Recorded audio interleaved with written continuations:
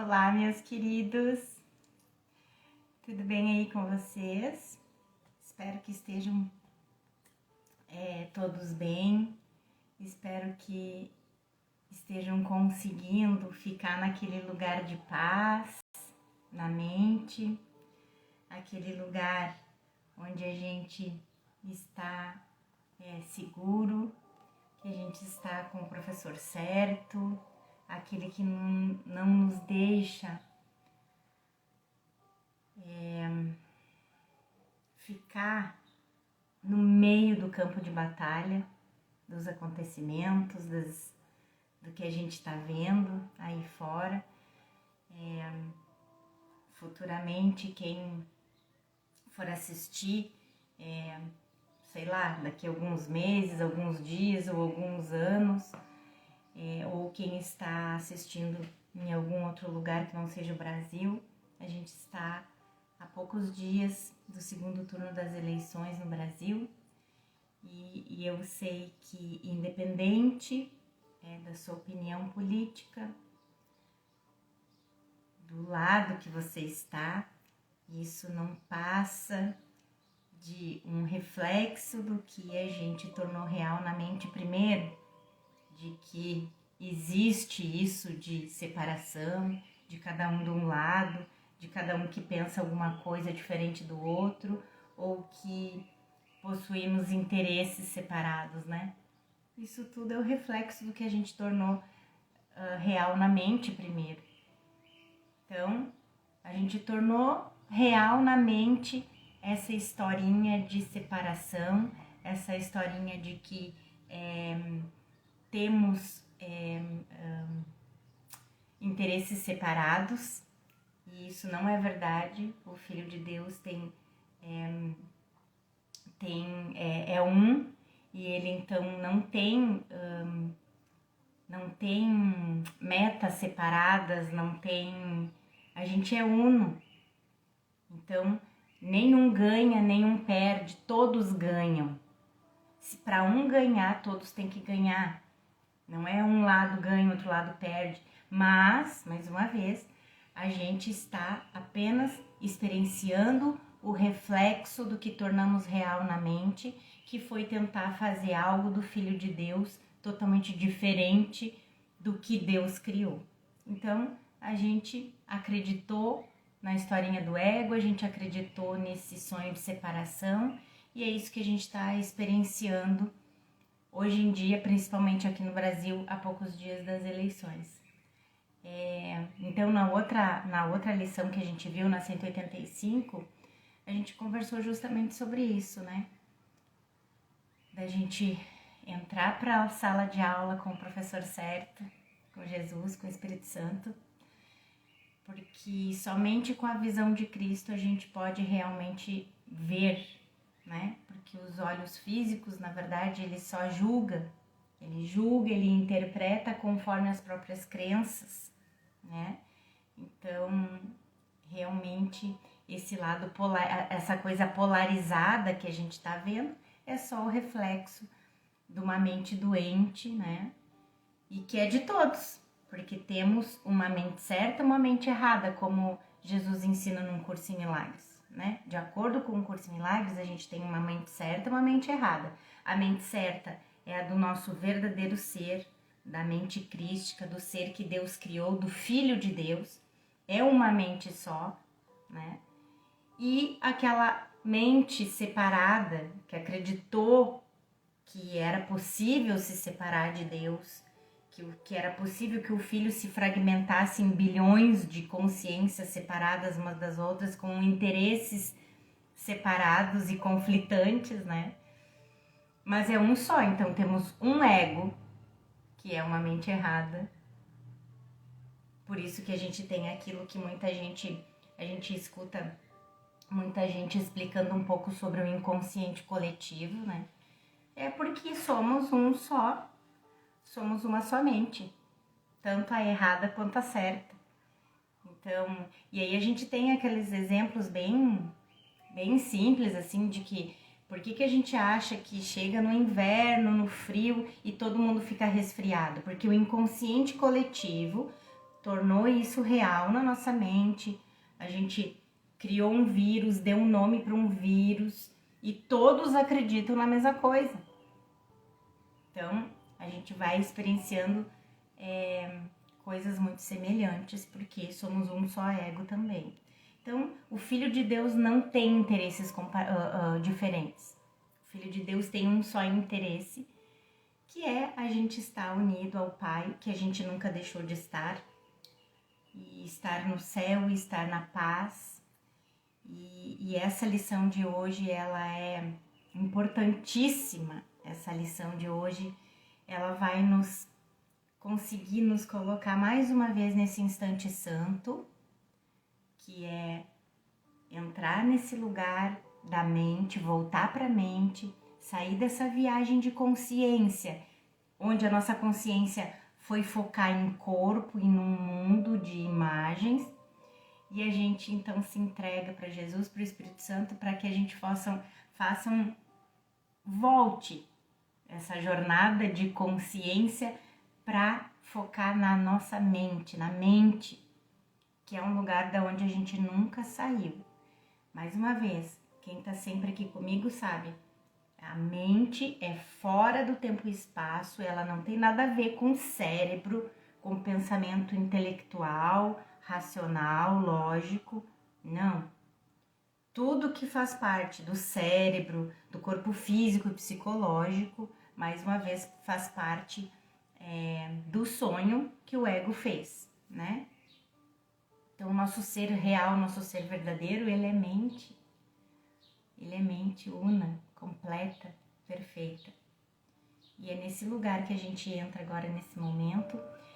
E eu já chegando, nem desejei boas-vindas a vocês que estão chegando aqui no canal, ou vocês que estão sempre aqui no canal Despertar do Ser, no YouTube. Sejam muito bem-vindos também vocês aqui do Instagram, que estão seguindo essa página, despertardoser.100. E sejam muito bem-vindos a mais uma lição de Um Curso em Milagres. Aqui eu faço a leitura sempre pela jornada através do livro de exercícios do professor Kenneth Wapnick, né? Eu não faço pelo livro propriamente dito, eu faço pela jornada do professor Ken, porque ele faz, né, uma leitura comentada de cada parágrafo da lição, e nesses grupos de estudo dele na fundação, né, acabou que virou essa jornada, esse PDF maravilhoso aqui pra gente.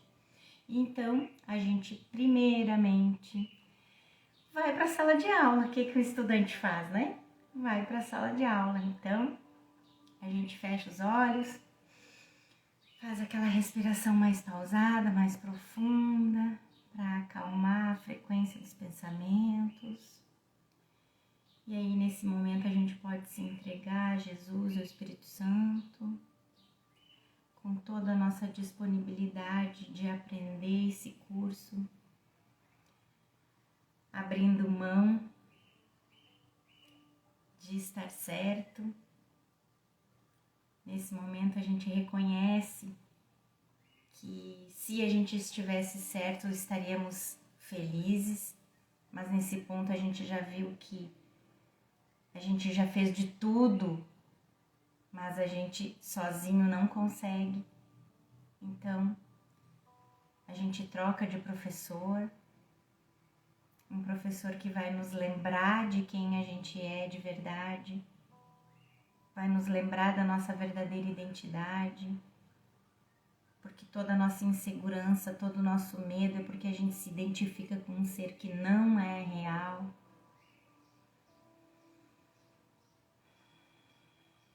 E nos guia, Jesus, nos guia, Espírito Santo. Nos guia nessa jornada de volta para casa.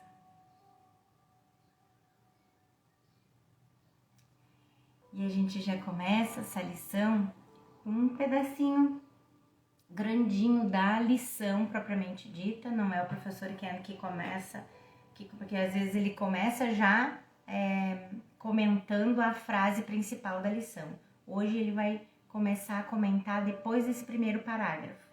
Então, a frase principal dessa lição 186 é: a salvação do mundo depende de mim.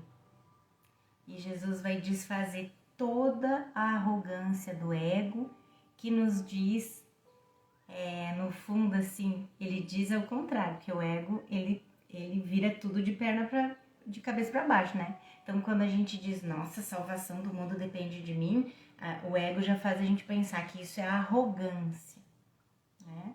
Mas Jesus vai desfazer isso aqui pra gente e a gente vai entender por quê.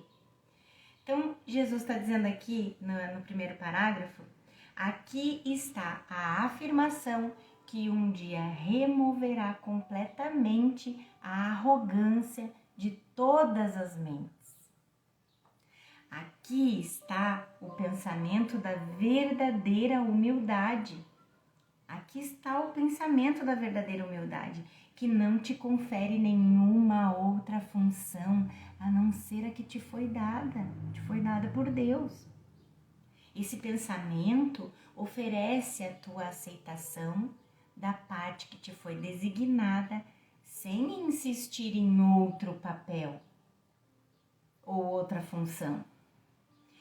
Esse pensamento não julga o papel que te é devido, apenas reconhece que a vontade de Deus é feita na terra como no céu. Ele une esse pensamento, a salvação do mundo depende de mim, ele une todas as vontades sobre a terra no plano do céu para salvar o mundo, restaurando a paz do céu. E agora então o professor Kenneth vai comentar, dizendo, um golinho d'água, senão vai secar a boca aqui. Agora o professor Kenneth vai comentar bastante. Essa lição, propriamente dita, é maravilhosa, né, gente? Do início ao fim. Aliás, tudo nesse livro, né? Mas, então eu estava muito ansiosa para ver os comentários do professor Kenneth sobre ela. E ele disse: quero mostrar mais uma vez que a linguagem aqui, assim como em muitos outros trechos, não deveria ser vista literalmente. O Espírito Santo não é uma pessoa que escreve um roteiro, nos designa papéis específicos ou nos envia oportunidades. Quando Jesus fala em termos antropomórficos, como ele faz através de todo um Curso em Milagres, ele usa símbolos para uma realidade e processo que de outra forma não iríamos entender. Assim, ao dizer que cada um de nós foi designado uma parte, que a cada um de nós foi designada uma parte, Jesus fala simbolicamente sobre uma função que, em certo sentido, é automática. Lembre-se da nossa discussão sobre o instante ontológico, no qual o roteiro ancestral do ego foi escrito junto com o roteiro de correção do Espírito Santo. Também estabelecido naquele único instante, estava nosso papel apropriado de percebermos nossa escolha equivocada e depois corrigi-la.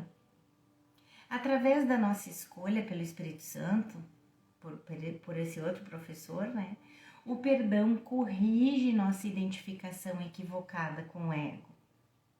Embora essa função seja compartilhada por todos e, portanto, seja não específica, as formas nas quais nós a expressamos diferem marcadamente, uma vez que cada um de nós está em relacionamentos específicos.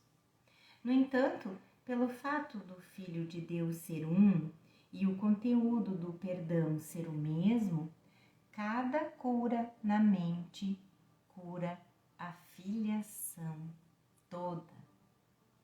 Assim o mundo é salvo, pois o pensamento de separação que o fez surgir foi desfeito. Foi o pensamento de separação que fez o mundo. A humildade vem quando aceitamos que estávamos errados e o Espírito Santo certo, enquanto a arrogância resulta de sustentarmos o oposto, com a declaração original de que eu existo eu como ser físico e psicológico, né? Esse ser físico e psicológico. Então Deus foi embora e a separação é realmente uma realidade. Uma vez que nos encontramos no sonho, conscientes da enormidade do ego, nós arrogantemente dizemos a Jesus que ele cometeu um equívoco em pensar que poderíamos aprender e aplicar seu curso. Poucos deixaram de cair nessa armadilha. Conforme você fica cada vez mais consciente da sua identificação egóica e a natureza violenta do seu especialismo, torna-se inconcebível que a luz de Cristo brilhe em você. Talvez em outros, certamente num curso em milagres, mas definitivamente não em você. Assim, nós proclamamos uma falsa humildade, que estávamos certos e Jesus errado. Sim, gente, a gente proclama essa falsa humildade quando a gente se deixa levar pelo ego, se identificar com ele e dizer assim, isso não é para mim, não nessa vida, pode ser para muitos outros, mas eu não consigo. Jesus o professor Ken está dizendo aqui, né, que isso é uma falsa humildade e na verdade não é ele que diz, ele só está confirmando o que Jesus já fala da nossa falsa humildade quando a gente está identificado com o ego. Porque arrogância é a gente ter feito outra coisa no lugar do filho que Deus criou. Porque Deus criou o seu filho perfeito por amor e o ego foi lá e fez outra coisa do filho de Deus. Isso é arrogância, né? E o professor Kenneth segue aqui dizendo que ele se referiu antes ao início do capítulo 31, onde Jesus se dirige às nossas reclamações sobre esse curso ser difícil demais para que possamos aprendê-lo. E ele fala justamente para Ellen, né? Porque a Ellen se queixou para ele que o curso era muito difícil. E aí tem aquela passagem que ele diz, vocês criaram tanta coisa complexa, né? O ego criou tanta complexidade, então não vem me dizer que esse curso é difícil de aprender, né? Porque ele é muito simples, na verdade. Então, ele expõe nossas alegações nada convincentes sob a luz do que já aprendemos, então sua resposta sendo com efeito: você já aprendeu um sistema de pensamento incrivelmente complicado e insano, que é o sistema de pensamento do ego, e acreditou que ele é real. Como então poderia me dizer que não pode aprender a simplicidade do meu ensinamento? Afinal, eu meramente ensino que o que é verdadeiro e o que é falso é falso. Nossa arrogância, então, em dizer que estamos certos e Jesus errado, reflete a arrogância final de dizer: eu não sou como Deus me criou. Meu novo ser é a realidade. Essa é a arrogância. É, em algum nível na mente, pode até ser inconsciente, mas a gente ainda bate pé. A gente não é como Deus nos criou. Eu sou pecador. Eu não sou perfeito. Eu vivo na falta, eu vivo na miséria, eu vivo na dor, no sofrimento. Então, o ego fez algo, né? Fez algo do Filho de Deus. Então, a gente segue dizendo: eu não sou como Deus me criou e o meu novo ser é a realidade, enquanto a verdadeira criação de Deus, Cristo, é que é a ilusão. Bom, depois de todo esse comentário do professor Ken, a gente volta para a lição mesmo, em que Jesus diz: não lutemos contra a nossa função. Não fomos nós que a estabelecemos. Não é ideia nossa. Os meios pelos quais ela será perfeitamente cumprida nos são dados. Tudo o que nos é pedido é aceitar a nossa parte com genuína humildade e não negar que somos dignos com arrogância autoenganadora. Parar de negar, é a negação. Como é que Jesus fala? Que a gente negue a negação da verdade, né? Então, para o ego, é arrogante pensar que você pode aprender esse curso e escolher ouvir a orientação de Jesus. No entanto, é realmente arrogante pensar que o ego é tão enorme que não existe maneira de você poder deixá-lo de lado e experimentar o amor de Deus. Você apenas diz que esse camundongo amedrontado, que é o seu ser, rugindo diante do universo, tem o poder de fazê-lo estremecer de medo e deixar de ser o Filho de Deus que Deus criou.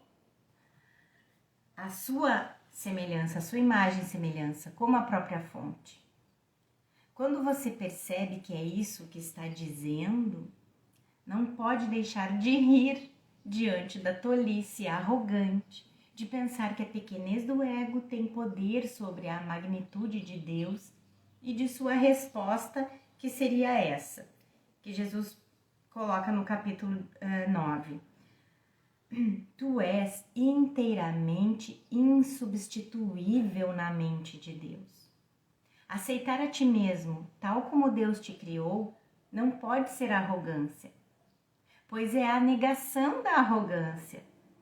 Aceitar a tua pequenez é que é arrogante, porque significa que acreditas que a tua avaliação de ti mesmo é mais verdadeira do que a de Deus. No entanto, se a verdade é indivisível, a tua avaliação de ti mesmo não pode deixar de ser a mesma de Deus. Mas isso é a nossa avaliação através do nosso verdadeiro ser, e não do serzinho com S minúsculo, né?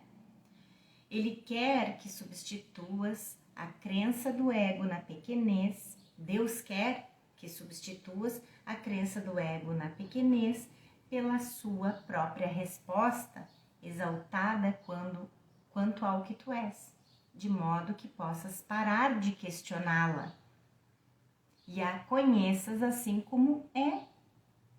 A verdade simplesmente é. Temos a força para fazer o que nos é dado a fazer.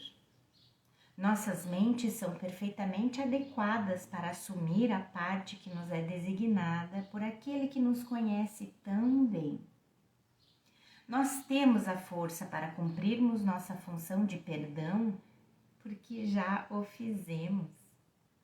Mais uma vez, quem está sempre aqui comigo, lembra daquela parte de que Jesus diz que, na verdade, a gente está vendo tudo em retrospectiva e que a gente já voltou para casa, então a gente só está assistindo de novo e de novo e de novo. Por quê? Porque a gente continua dizendo que a gente está certo e Jesus errado. Então a gente continua parecendo que está revivendo o que já aconteceu, que na verdade nunca aconteceu, né, gente? Só quem tá realmente estudando desde o começo, praticando as lições desde o início, é que entende esta parte da metafísica de Um Curso em Milagres, né?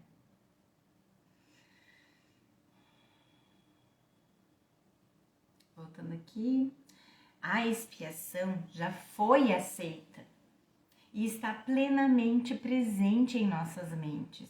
No entanto, não aceitamos nossa aceitação. A gente continua escolhendo o ego, e acreditando na historinha do ego de que era possível se separar de Deus, destruir o céu, e a gente se dividir em bilhões de consciências, e aí então agora Deus quer se vingar, e a gente é culpado, e a gente é pecador, e a gente não aceita que isso tudo foi só um sonho, e que a gente continua sendo inocente tal qual Deus nos criou para ser. Isso sim é arrogância, a gente achar que a gente pode ter transformado um filho perfeito que Deus fez para ser perfeito para sempre, e a gente achar que a gente teve poder de destruir isso. Isso é a arrogância, né? A arrogância do ego. Então, na verdade, a gente tá sonhando, se debatendo lá e não querendo acreditar que é só um sonho. Então, na verdade, a expiação já foi aceita e está plenamente presente em nossas mentes, só que a gente não aceita a nossa aceitação. A parte que o Espírito Santo designou para nós, como Jesus está falando na lição, é nosso papel na salvação, que é o perdão, perdoar nós mesmos, perdoar o sonho, e que é o que restaura a consciência, a nossa grandeza como filho de Deus. Como então poderíamos falhar? Como está aqui nessa passagem do capítulo 9, é possível que a tua grandeza seja arrogante quando o próprio Deus a testemunha? A grandiosidade é delusória, porque é usada para substituir a tua grandeza. Essas palavras sempre me confundem, eu fico, né? Grandeza é de Deus, grandiosidade é do ego, né? Entretanto, o que foi criado por Deus não pode ser substituído. É um sonho insano da nossa cabeça achar que o que Deus fez poderia ter sido substituído pelo que a gente fez. Por um sonho insano, né? Deus é incompleto sem ti, porque a grandeza de Deus é total e tu não podes estar faltando nela. Então, Jesus já chega dizendo que a ideia de hoje pode parecer bastante grave, né? De que a salvação do mundo depende de mim, né? Que a ideia de hoje pode parecer bastante grave, até que vejas o seu significado. Tudo o que ela diz é que teu pai ainda se lembra de ti e te oferece a confiança perfeita que tem em ti, que és o seu filho. Esse, então, é o princípio da expiação. A declaração, a salvação do mundo depende de mim, parece um desafio impossível de ser enfrentado até você perceber que está apenas dizendo: a salvação do mundo depende de você porque não existe mundo. Os meios de desfazer a crença de que o mundo é real estão presentes dentro de você. De fato, eles são você. Você simplesmente se dissocia deles por estabelecer a separação para tomar o lugar da expiação. Então, na verdade, por que a salvação do mundo depende de mim, depende de ti? Porque foi essa parte da mente separada que sonhou o mundo. Então, a gente só precisa acordar para que o mundo se desfaça, porque não existe mundo. Por isso, a salvação do mundo depende de mim. Não pede que sejas de nenhum modo diferente do que és. Esse pensamento de hoje, a salvação do mundo depende de mim, não pede que sejas de nenhum modo diferente do que és. O que poderia a humildade requerer senão isso? E o que poderia a arrogância negar senão isso? Então, a arrogância afirma que você não é o que você é. O Cristo que Deus criou. Mas o ego separado e seu lar de pequenez. Por que escolher isso? Jesus pergunta. Quando através do perdão você pode se lembrar da sua glória no céu e a de todos os seus irmãos. E aí agora que o professor Ken coloca pra gente essa passagem do capítulo 15 em que Jesus diz: não te contentes com a pequenez. Ela é um oferecimento que fazes a ti mesmo. Tu a ofereces no lugar da magnitude e a aceitas. Aceita a pequenez. Em todas as pessoas, invoque somente a lembrança de Deus e do céu que está nelas. Oh, que momento bem bom da gente fazer isso nesse momento de eleições, gente. Com essas polarizações, com essa separação, com essa, né? Com esse ódio projetado aí. Então, invoque em todas as pessoas somente a lembrança de Deus e do céu que está nelas. Se um lembra, atinge a toda a filiação. Pois onde gostarias que o irmão estivesse? Então, pois onde gostarias que o teu irmão estivesse, lá pensarás que estás tu mesmo. Mais uma vez. Onde gostarias que o teu irmão estivesse, lá pensará que tu mesmo está. Então é que nem aquela coisa, né? Que a vingança é a gente tomar o veneno e esperar que o outro morra, né? É bem isso. Em outras palavras. Não ouças o seu apelo ao inferno, do ego, né? E à pequenez, mas só o seu chamado ao céu e à grandeza. Não te esqueças de que o seu chamado é o teu e responde-lhe comigo. O poder de Deus está para sempre ao lado do seu anfitrião, o Espírito Santo, pois só protege a paz na qual ele habita. Não coloques a pequenez diante do altar santo de Deus, que se ergue acima das estrelas e alcança até mesmo o céu, devido ao que é dado a ele. Voltando na lição, Jesus diz: hoje não nos esquivaremos da nossa tarefa sob a alegação capciosa de que a modéstia está sendo ultrajada. É o orgulho que quer negar o chamado do próprio Deus. Então, Jesus reverte a definição de humildade e arrogância que foi distorcida pelo ego, né? Ensinando-nos seu verdadeiro significado. Então, lembre-se dessa linha maravilhosa e depois do chamado para cumprir nossa função. Capítulo 15 também, onde Jesus nos pede ser humilde diante dele e ainda assim grande nele. Em Deus, né, gente? Ser humilde diante de Deus e ainda assim grande em Deus. E não des valor algum, não des valor a nenhum plano do ego mais do que ao plano de Deus. Pois deixas vazio o teu lugar no plano de Deus, né? Se a gente quer dar mais valor ao plano do ego do que ao plano de Deus, é como se a gente deixasse o nosso lugar vazio em Deus, né? O nosso lugar vazio no plano de Deus para toda a filiação. Tá vazio o nosso lugar lá enquanto a gente der mais valor ao plano do ego. Então, pois deixas vazio o teu lugar no seu plano, no plano de Deus, que precisas preencher se queres unir-te a mim pela tua decisão de unir-te a qualquer outro plano, senão o dele.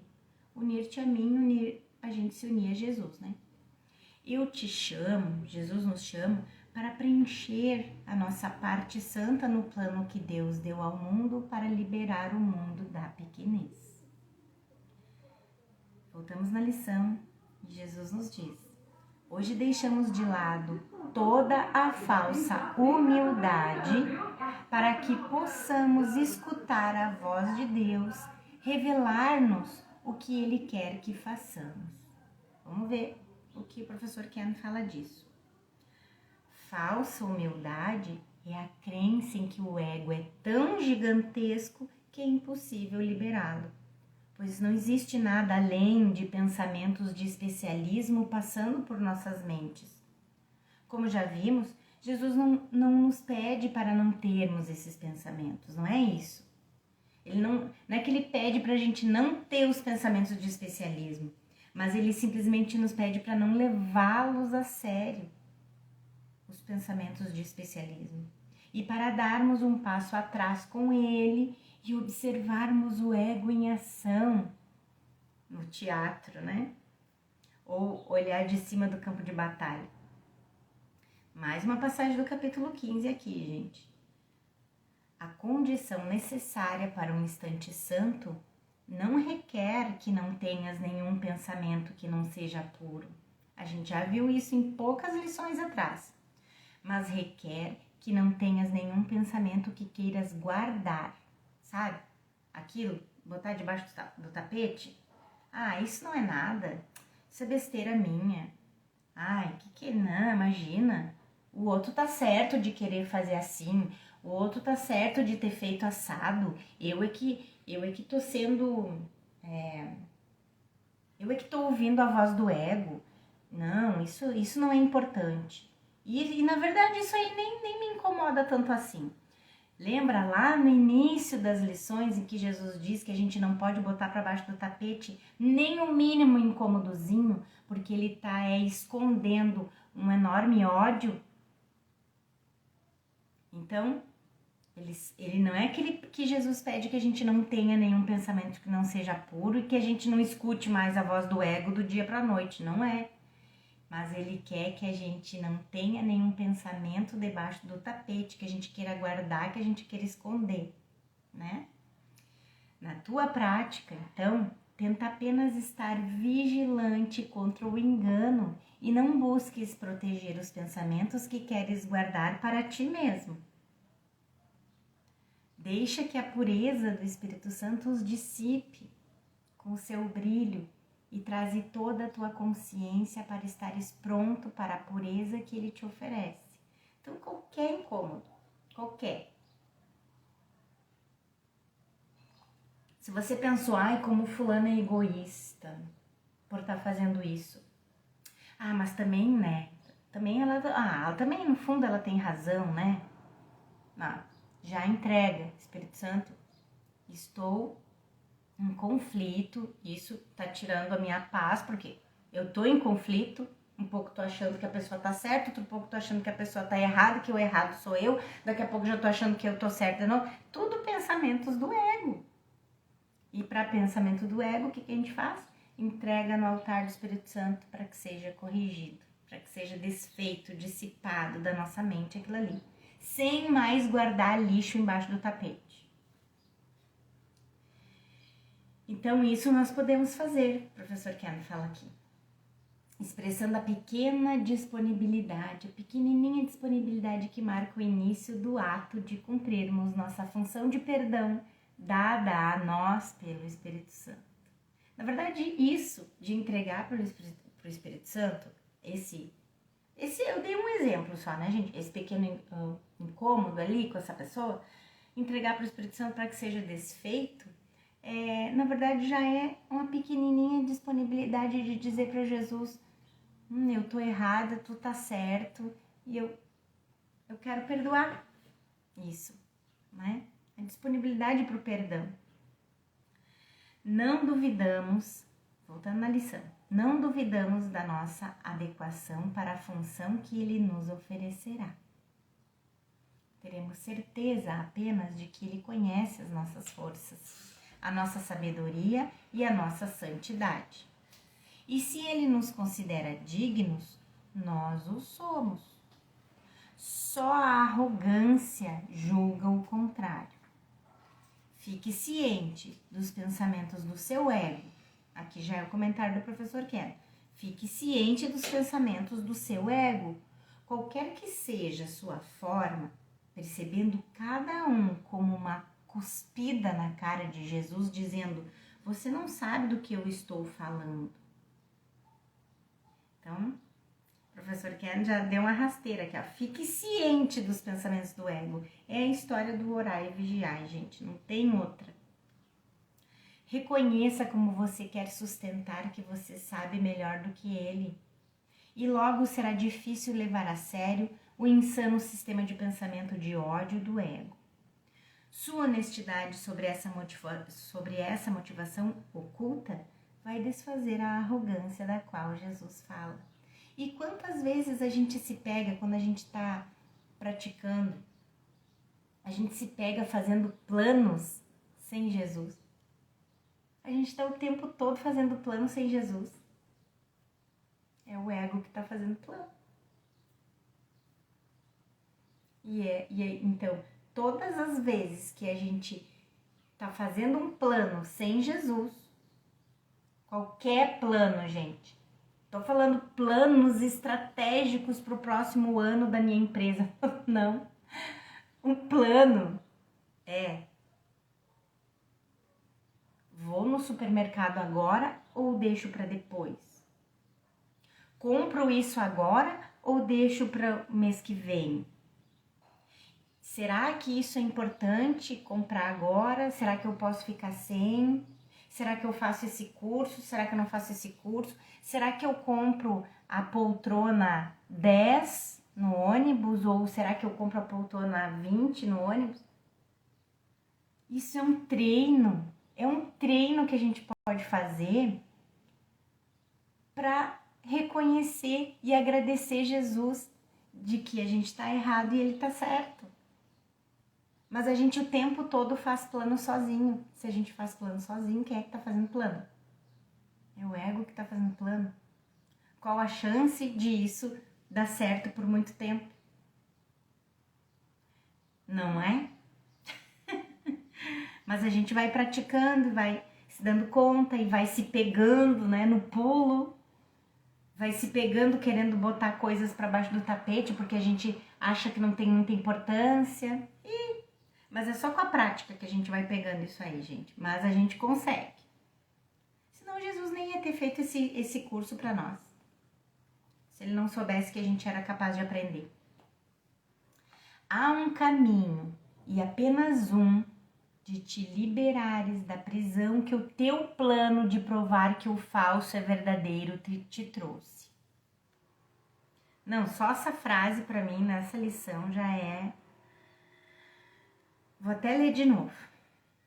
Há um caminho e apenas um de te liberares da prisão que o teu plano de provar que o falso é verdadeiro te trouxe. Existem muitos trechos através de todo o curso onde Jesus reduz sua mensagem e aplicação a uma simples declaração, como ele fez aqui. Assim, tudo o que precisamos fazer é o seguinte, como Jesus diz na lição. Ao invés disso, aceita o plano que não fizeste. Como que a gente vai aceitar um plano que a gente não fez se a gente não pedir ajuda a Jesus e ao Espírito Santo? Para que ele nos dê o plano de Deus para nós. Você precisa dizer que está errado e Jesus certo. Isso é tudo. Ao invés disso, aceita o plano que não fizeste. É isso. O plano que você fez estabeleceu o pecado como real. O plano que você fez, ou que o ego fez e que a gente deixou que ele fizesse, né? Porque o ego é uma ideia que a gente deu valor e que a gente deu realidade, mas é irreal, não existe. Mesmo assim, se a gente acredita que é real, ele vai parecer real para nós. Então, o plano que você fez estabeleceu o pecado como real. É possível pecar contra Deus. Não é possível pecar contra Deus, porque Deus não fez o filho pecador. E não há mais nada além de Deus. Só Deus existe. Então, o plano que você fez estabeleceu o pecado como real, negou sua presença na mente e fez erroneamente um mundo repleto de figuras em quem repousa a projeção do seu pecado. Tipo, eu sou a vítima inocente e você é responsável pela minha dor. É o que a gente pensa, que o ego faz a gente pensar aqui, né? Que a gente é inocente e que algum outro é que nos prejudicou, é responsável pela nossa dor, é responsável pelo nosso fracasso, insucesso, doença. É o que a gente projeta nessas figuras, né? Essa estratégia do ego é desfeita quando você vai até Jesus e admite seu equívoco de ter acreditado nessa historinha, nesse sonho todo. Você não nega o medo, não é isso. Nem diz que está pronto para aceitar o plano de Jesus, se a gente sabe que ainda não está. A gente simplesmente diz que estava errado, reconhece e inicia o processo de aceitar o plano dele em vez do seu. Por isso que eu digo, é um treino, gente. Como que a gente vai aceitar o plano de Jesus, o plano do Espírito Santo para a salvação, se a gente não aceita nem nas pequenas coisinhas pedir para Jesus, né?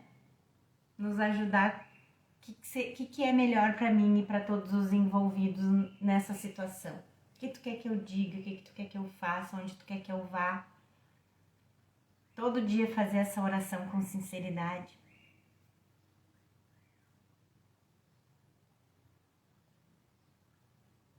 Isso necessita de perdão para olhar sem julgamento para o que o ego escolheu.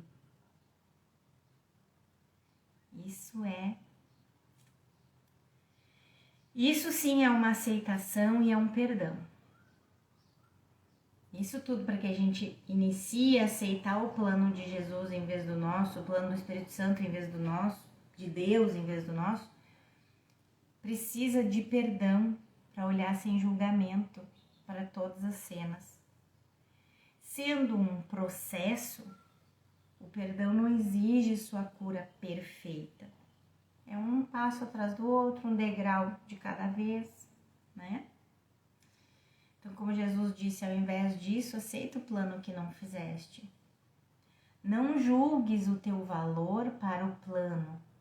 Se a voz de Deus te assegura que a salvação precisa da tua parte e que o todo depende de ti, esteja certo de que é assim. O arrogante tem que agarrar-se às palavras, amedrontado de ir além para experimentar aquilo que poderia afrontar a sua posição. Nós, mais uma vez, vemos referência ao tema de forma e conteúdo, né? As palavras sendo a forma e o conteúdo a experiência. O arrogante se agarra às palavras, tipo, a salvação do mundo depende de mim, e pergunta com o ego, como a salvação do mundo poderia depender de mim, um pecador miserável, cheio de pensamentos de especialismo e escuridão? No entanto, o humilde é conduzido além das palavras até o seu significado de expiação, que seria: eu não sou separado de Deus, mas uma parte da sua santidade e amor. Então eu não sou separado de Deus, eu sou a parte da santidade de Deus e do seu amor, né?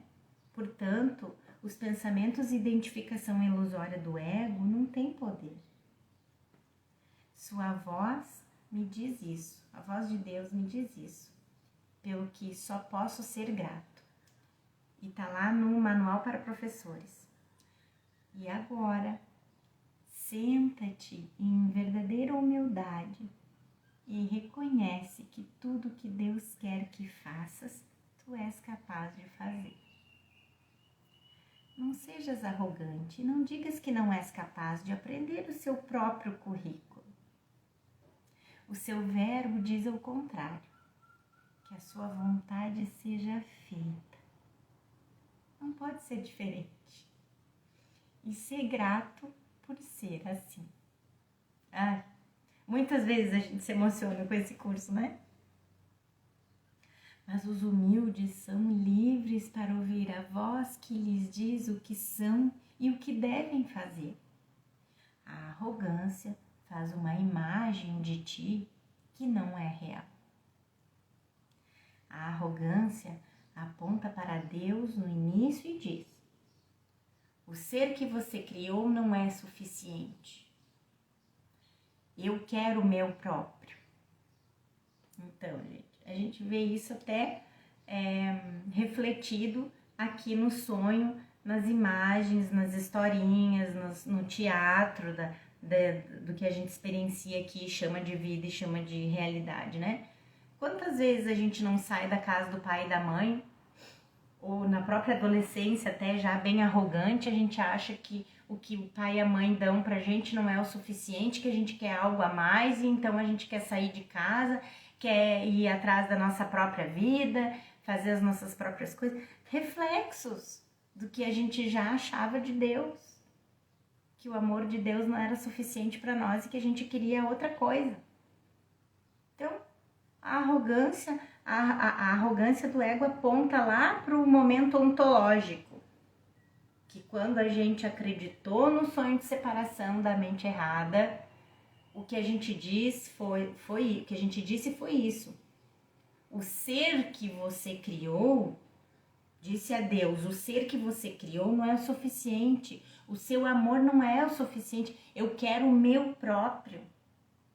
Esse novo ser, que em outro trecho Jesus chamou de um travesti ou paródia da criação de Deus, né?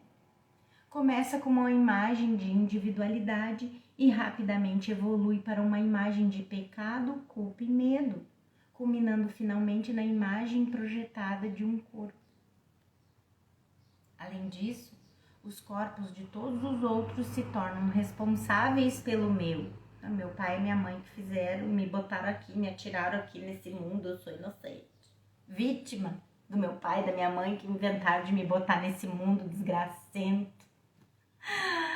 Ai, quanta insanidade, meu Deus. Então, além disso, os corpos de todos os outros se tornam responsáveis pelo meu corpo, né? E eu ser inocente e vitimado por ter sido jogado aqui nessa realidade. É essa imagem. Vamos voltar na lição para ver qual foi a última. Ai, não tô conseguindo hoje aqui, que o meu computador tá incomodando. Então, Jesus tinha dito, né, na última frase lá, a arrogância faz uma imagem de ti que não é real. E é essa imagem que se intimida e recua aterrorizada quando a voz por Deus, o Espírito Santo, te assegura que tens a força, a sabedoria e a santidade para ir além de todas as imagens que fizeste. Força, sabedoria e santidade não são encontradas na mente errada, no ego, no cérebro, no intelecto, né? Nem certamente no corpo, no cérebro, no intelecto. O ser individual que acredito que sou. Elas habitam, né? A força, a sabedoria e a santidade habitam na mente certa, o lar do Espírito Santo. E Jesus se refere aqui ao tema ao qual ele repetidamente volta. O terror de olharmos para a nossa imagem autocriada e dizer que não é isso que nós somos. A gente fica aterrorizado, sim. Eu, portanto, recuo, amedrontado de perder minha identidade. E uma vez que pessoas amedrontadas podem ser cruéis, eu revido, projetando de forma selvagem e indiscriminada, encontrando falhas em todos, incluindo a mim mesma. Eu olho no espelho e recuo horrorizado com o que vejo. No entanto, essa imagem apenas me defende contra o pensamento subjacente de que eu sou como Deus me criou, não o ser miserável que fiz em vez disso. Jesus me ajuda a reconhecer esse medo de perder minha individualidade, o ser que eu defini como quem eu sou. Uma criança abusada, com um problema terrível, um corpo deformado, uma doença terminal, uma que não pode sustentar um relacionamento, abandonada e vitimada e assim por diante, né? Eu preciso ver como me agarro a essa imagem, que eu defendo até a morte contra qualquer sistema de pensamento ou professor que me diga que estou errado. Verdade. E Jesus volta na lição dizendo, tu não és fraco, como é a imagem de ti mesmo. Não és ignorante e indefeso. O pecado não pode manchar a verdade em ti, e a miséria não pode aproximar-se da santa casa de Deus. Esse então é o princípio da expiação. Nada aconteceu, pois a separação não teve efeito sobre a realidade. Na seguinte passagem, escrita durante a época de Natal, Jesus nos lembra da nossa glória como Filho de Deus, que nós sacrificamos pelos pequenos e esfarrapados substitutos para o amor. É do capítulo 15 também. O professor Ken trouxe bastante do capítulo 15 nessa lição hoje, né? É um sacrifício deixar para trás a pequenez e não vagar em vão? Não é um sacrifício despertar para a glória, mas é um sacrifício aceitar qualquer coisa menor do que a glória. Aprende que tens que ser digno do príncipe da paz, nascido em ti, em honra daquele cujo anfitrião tu és. Não conheces o que o amor significa porque buscaste adquiri-lo com pequenas dádivas, assim valorizando-o muito pouco para compreenderes a sua magnitude. O amor não é pequeno e o amor habita em ti, pois és o seu anfitrião. Diante da grandeza que vive em ti, a tua pobre apreciação de ti mesmo e todos os pequenos oferecimentos que fazes deslizam para o nada. Voltamos na lição. A voz por Deus te relata tudo isso. Nós vamos voltar aqui. Hoje meu rolador aqui não está me obedecendo. Vamos voltar na última frase de Jesus na lição. O pecado não pode manchar a verdade em ti e a miséria não pode aproximar-se da santa casa de Deus. A voz por Deus te relata tudo isso, e à medida que ele fala, a imagem treme e busca atacar a ameaça que não conhece. Então podemos ver a importância dessa ideia, pois Jesus a afirma em 2 parágrafos sucessivos. Na presença do Espírito Santo, a parte da mente que se identifica com o ego se torna aterrorizada e busca atacar o que a ameaça. Como já vimos, algumas formas proeminentes de atacar um curso em milagres, o verbo do Espírito Santo, incluem distorcer seus ensinamentos, afirmando que ele diz algo diferente do que diz, atacando o seu mensageiro ou qualquer aspecto do seu sistema de pensamento, ou por diminuí-lo todos juntos. Algumas vezes as pessoas o atacam por tentarem provar que ele não é verdadeiro. E mesmo se for, não pode ser verdade para elas. Portanto, uma das melhores formas de atacar Jesus e seu curso é demonstrar que ele não funciona. E tudo que a gente acredita, a gente vai dar um jeito de comprovar. Isso é fato. Tudo que a gente acredita ser verdade, tudo que a gente acredita ser real, a gente vai buscar situações, acontecimentos, pessoas, experiências que confirmem que eu estou certo. É assim que o ego funciona. Então, muitos estudantes vão cair nisso. Já caíram e vão cair ainda, né? Faz de tudo. Aí vai dizer, eu estudei sinceramente o curso durante 25 anos e pedi ajuda ao Espírito Santo o tempo todo e nada mudou. Eu continuo sendo o meu ser miserável. Tais estudantes não olham para a sua identificação com esse ser e a necessidade de provar que um curso em milagres está errado para poderem proteger essa identidade e continuar dizendo que está certo, Jesus errado, né? Voltando na lição aqui, como é que Jesus tinha falado no último parágrafo? A voz por Deus te relata tudo isso. E à medida que ele fala, a imagem treme, né? O ego treme e busca atacar a ameaça que não conhece. Solta, Jesus diz, solta. Em outras palavras, solte a esfarrapada autoimagem. Pare de tentar fingir que você está certo, quando parte de você claramente sabe que não está. E além disso, está feliz e grata por estar errada.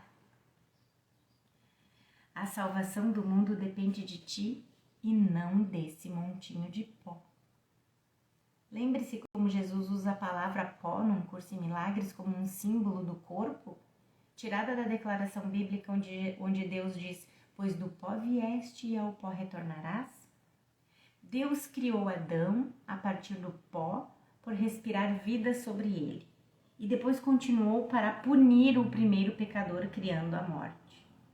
No entanto, Jesus ensina que não somos esse corpo, não somos esse montinho de pó, nós somos o glorioso ser de luz. O que pode ele dizer ao Filho Santo de Deus? Por que precisa sequer preocupar-se com isso? A verdade é que estamos imensamente preocupados com o corpo, que é a prova da nossa forte identificação com essa falsa autoimagem.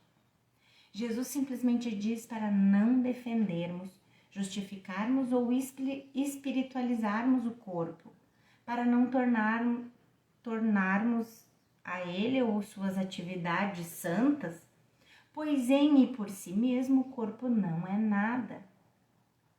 Só um montinho de pó. É o pensamento por trás do corpo que é santo ou não santo. E assim achamos a nossa paz. Aceitaremos a função que Deus nos deu, pois todas as ilusões baseiam-se na estranha crença de que podemos fazer outra para nós mesmos. O sistema de pensamento do ego repousa na crença fundamental de que conseguimos o impossível e agora existimos como indivíduos separados, fora de Deus. A paz virá quando reconhecermos que estamos errados e Jesus está certo. Com que frequência ele apela a nós para aceitarmos sua ajuda, como nessa continuação da passagem de Natal citada acima. E aqui é encontrada a nossa paz. E de novo, capítulo 15. Santa Criança de Deus, quando aprenderás que só a santidade pode contentar-te e dar-te a paz? Eu quero apenas te ensinar o que é teu, de modo que juntos nós possamos substituir a pobre pequenez que prende o anfitrião de Deus à culpa e à fraqueza pela alegre consciência da glória que está nele. Meu nascimento em ti é o teu despertar para a grandeza. Dá boas-vindas a mim, não em uma manjedoura, mas no altar à santidade, onde a santidade habita em perfeita paz. Na mente certa, esse é o altar à santidade. Assim, nós escolhemos contra a função profana de especialismo do ego, elegendo o perdão como a única função que queremos. Só isso vai nos levar para casa. Os papéis que nós mesmos fizemos são mutáveis. Parecem passar do desconsolo ao sublime êxtase do amor e de amar. Podemos rir ou chorar e saudar o dia com boas-vindas ou com lágrimas. O nosso próprio ser parece mudar ao experimentarmos 1000 alterações de humor e as nossas emoções, de fato, nos remontam às alturas ou nos atiram ao chão em desespero. É isso, meus queridos.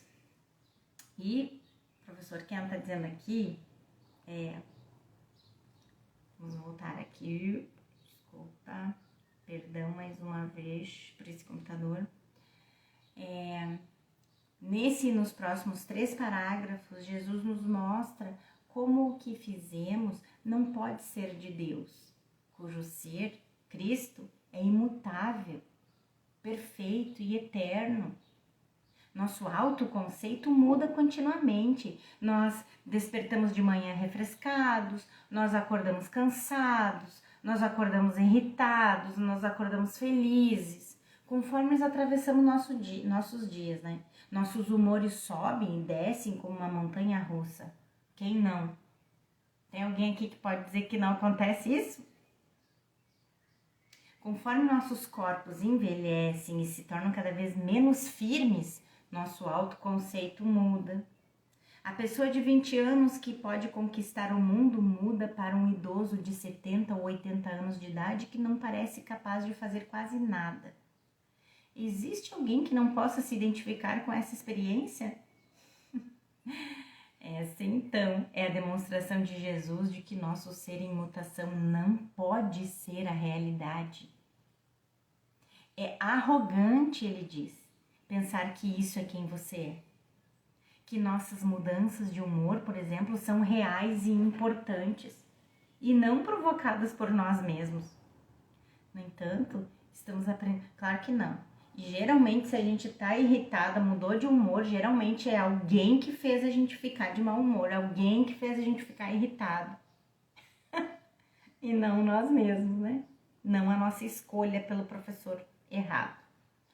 No entanto, estamos aprendendo que todos esses são apenas aspectos diferentes de um sonho que temos sonhado, mas depois esquecemos que éramos os sonhadores. E aí, gente, a próxima passagem começa com uma citação aqui do capítulo 30, mas eu preciso me despedir de vocês agora, porque realmente essa lição é longa e a gente vai precisar fazer de novo em duas partes, parte 1 e parte 2. E eu vou ver se eu consigo fazer essa parte 2 amanhã, tá bem? Não prometo para vocês, porque tá sendo tumultuado os últimos dias, mas assim que eu puder, e se puder, eu faço amanhã, tá? Então, se vocês puderem pegar o livro, fazer essa lição 186, eu já tinha feito ela antes de pegar a jornada do professor Ken, porque ela é importantíssima. E aí depois a gente segue aqui com a jornada do professor Ken na parte 2 da lição, tá bem? Gratidão, Catarina. Um grande beijo, um abração. Fiquem com Deus, na mente certa, com Jesus e Espírito Santo, que a gente vai voltar. A gente vai voltar para casa juntos. Tchau, tchau. Até.